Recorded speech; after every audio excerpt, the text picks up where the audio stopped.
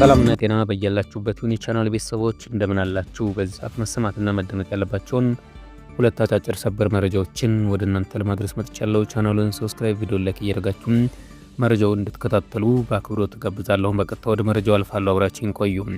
የኢራን መንግስታዊ የዜና ወኪሎች የሀገሪቱ የበላይ መሪ አያቶላ አሚኒ ኻሜኒ መገደላቸውን በይፋ አረጋገጡ። የዜና ምንጮች መሪውን ሰማዕት በማለት የገለጿቸው ሲሆን ከሳቸው ጋር አብረው ሴት ልጃቸው አማቻቸውና የልጅ ልጃቸው በአሜሪካና በእስራኤል ጥቃት መገደላቸውን አስታውቀዋል። ይህን ተከትሎም በሀገሪቱ የ40 ቀን ብሔራዊ ሐዘን አዋጅ ታውጇል።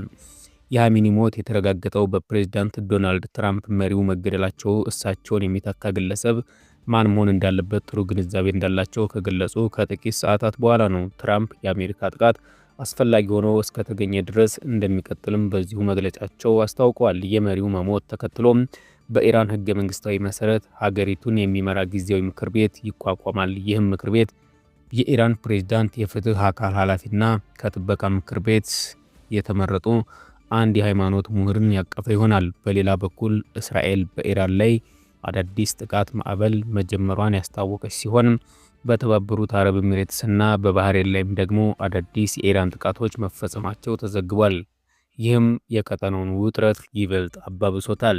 ይህ በእንዲህ እንዳለ የእስራኤል አየር ኃይል በኢራን ምዕራባዊና ማዕከላዊ ክፍሎች ላይ አዲስ የጥቃት ማዕበል በመሰንዘር ከ30 በላይ ኢላማዎችን መምታቱን የእስራኤል መከላከያ ሰራዊት አስታውቋል። በወታደራዊ ደህንነት መረጃ የታገዘውና በደርዘን የሚቆጠሩ ተዋጊ ጀቶች የተሳተፉበት ይህ ጥቃት የኢራን የባላስቲክ ሚሳኤል መሳሪያዎችን፣ የአየር መከላከያ ስርዓቶችን ትኩረት አድርጎ የተፈጸመ መሆኑን መግለጫው ያሳያል። እስራኤል ይህን እርምጃ በኢራን ሽብርተኝነት አገዛዝ ላይ የተሰነዘረ ተከታታይ ጥቃት አካል መሆኑን የገለጸች ሲሆን በቀጣይም በአየር መከላከያ ተኩላዎች፣ በሚሳኤል ጣቢያዎች፣ በወታደራዊ ዋና መስሪያ ቤቶችና በሌሎች ያገዛዙ ኢላማዎች ላይ የሚሰነዘረው ጥቃት ተጠናክሮ እንደሚቀጥል በይፋ አስታውቃለች። የቻናል ቤተሰቦች ለሰዓቱ ያስኩት አጭር መረጃ ይመስል ነበር። ከቆይታ በኋላ ደግሞ በሌላ መረጃ እንገናኛለን። መልካም ጊዜ ይሁንላችሁ።